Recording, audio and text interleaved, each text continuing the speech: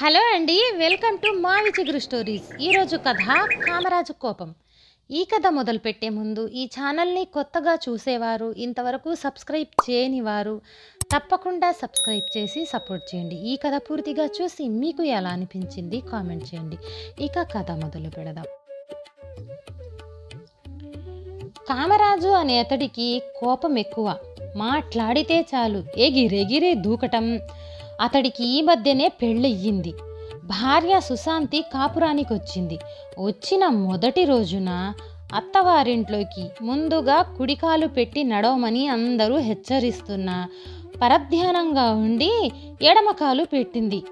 కామరాజు అది చూసి కోపంతో మండిపడుతూ భార్య చెయ్యి పుచ్చుకొని విసురుగా వెనక్కులాగి, అంతమంది చెబుతున్నా వినవేం, ముందు కుడికాలు పెట్టు అన్నాడు ముఖం చిటపటాలాడిస్తూ. ఆ క్షణంలోనే సుశాంతికి తన భర్తకు అమితమైన కోపిష్టి అని తెలిసిపోయింది. ఆ తర్వాత ఇంట్లోని పళ్ళాలు, చెంబులు, లోటాలు అక్కడక్కడ సొట్టలు పడి ఉండటం చూసి అత్తగారు చెప్పకుండానే అదంతా తన భర్త ప్రతాపమని ఆమె గ్రహించింది. ఇంట్లో తెల్లగా సున్నం వేసిన గోడలకు అక్కడక్కడ పచ్చని మరకలు, ఏవో కూరల మరకలు పడి ఉన్నవి. ఒకనాడు వాటి వంక పరిశీలనగా చూస్తున్న సుశాంతితో అత్తగారు, అవన్నీ కూరలు, అవి రుచిగా లేనప్పుడు నీ భర్త పళ్ళెం విసిరేసిన తాలూకా గుర్తుల్లే అన్నది. ఆ మాట విని 6 ఏళ్ల ఆడపడుచు పక్కపక్క నవ్వింది.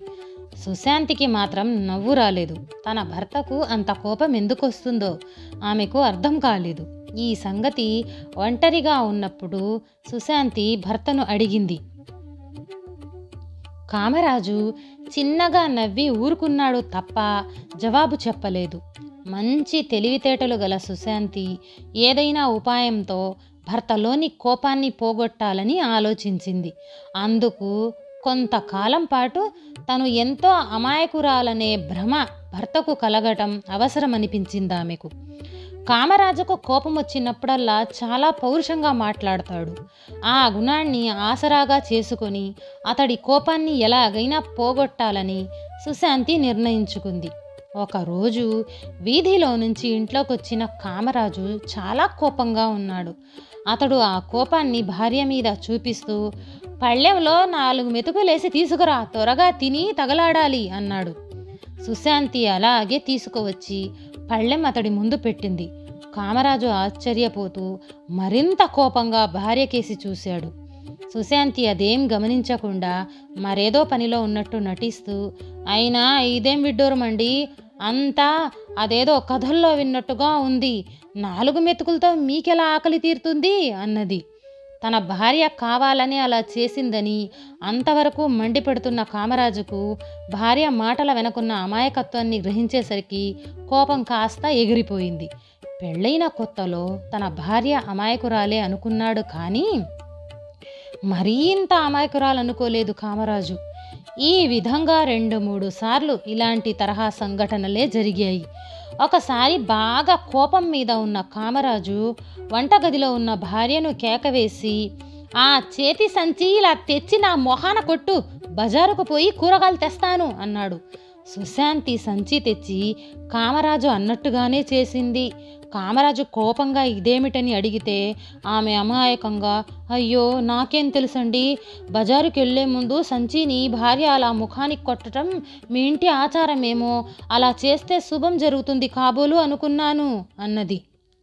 కామరాజుకు ఏమని చెప్పాలో పాలుపోయింది కాదు. ఒకసారి ఇంట్లో వాళ్ళందరూ పొరుగురికి వెళ్ళారు. ఇంట్లో కామరాజు, సుశాంతి మాత్రమే ఉన్నారు. వసారాలో ఉన్న కుడితి నీళ్ల కుండ నిండిపోవటంతో దానిని దూరంగా చెట్టు కింద ఉన్న కుడితి గాబులో పోద్దామని తెచ్చింది సుశాంతి. అయితే దానిలో రాత్రి పోసిన నీళ్లు ఆవు తాగకపోవటంతో నిండుగా ఉంది. సుశాంతికి చూస్తూ చూస్తూ కుడితి నీళ్లు పారబోయే బుద్ధి కాలేదు. కామరాజు పక్కనే ఉన్న వేప చెట్టు కింద కూర్చొని యోగాసనాలు వేస్తున్నాడు. సుశాంతి అతడికి సంగతి చెప్పింది. కుడితి నీళ్లను ఏం చేయాలండి అని అడిగింది. కామరాజు విసురుగా 2 క్షణాలు భార్య వంక చూసి, నా నెత్తిన తెచ్చిపోయి అన్నాడు. పద్మాసనం వేసుకొని కళ్ళు మూసుకొని కూర్చున్నాడు. అలా అన్నదే తడువుగా సుశాంతి కుడితి నీళ్ల కుండను నిదానంగా ఎత్తి కామరాజు తల మీద గుమ్మరించింది. కామరాజు బెంబేలెత్తిపోతూ శివమెత్తిన మనిషిలాగా లేచి సుశాంతి చెంప మీద చెళ్ళున ఒక దెబ్బ వేశాడు. సుశాంతి ఆశ్చర్యంగా భర్త వంక చూసింది. కామరాజు పట్టలేని కోపంతో బుసలు కొడుతూ, అసలు నీకు బుద్ధుందా లేదా? ఏమిటూ నువ్వు చేసిన పని అని అడిగాడు సుశాంతిని. సుశాంతి కళ్ళ నీళ్లు పెట్టుకుని, మీరే కదండి పొయ్యమన్నారు, కుడితి నీరు వృధా చేయకుండా అలా తల మీద పోసుకోవటం ఆరోగ్యానికి ఏమైనా మంచిదేమో అని అనుకున్నాను అన్నది. ఆ జవాబు విని కామరాజు గట్టిగా తల బాదుకుని కూలబడ్డాడు. కాసేపట్లో సుశాంతి పొడిబట్ట తెచ్చి అతడి ఒళ్ళంతా తుడుస్తూ, తప్పైతే నన్ను క్షమించండి అన్నది. కామరాజుకు తన భార్య అమాయకత్వం మీద చెప్పరానంత బాధ కలిగింది. అంతకు ముందు జరిగిన సంఘటనల తాలూకా జ్ఞాపకాలు అతడు మరిచిపోలేదు. అందువల్ల ఆనాటి నుంచి ఎప్పుడైనా కోపం వచ్చి బుద్ధి వశం తప్పి మాట పౌరుషంగా రాబోతూ ఉంటే వెంటనే తమాయించుకునేవాడు. ఇది గమనించిన సుశాంతి అన్ని విషయాల్లోనూ భర్తకు అనుకూలంగా మసలుకుంటూ అతడికి ఏ విధంగానూ మనస్సు నెయ్యకుండా జాగ్రత్త పడుతూ వచ్చింది.